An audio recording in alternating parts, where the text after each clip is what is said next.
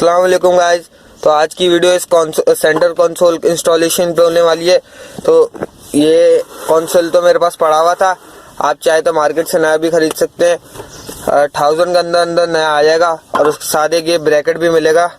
ये भी बहुत इंपॉर्टेंट है लगाने के लिए। तो चलते हैं इंस्टॉलेशन की तरफ। तो प्रोसीजर दिखाता हूँ कैसे इंस्टॉल करते हैं।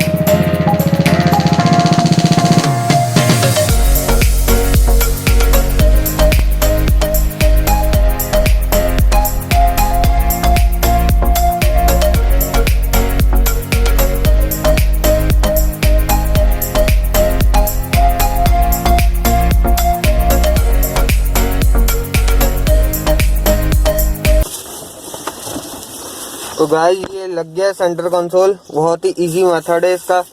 सिर्फ 1 2 3 और 4 स्क्रू लगेंगे और ये बिल्कुल टाइट लग जाएगा, बिल्कुल भी नहीं हिल रहा।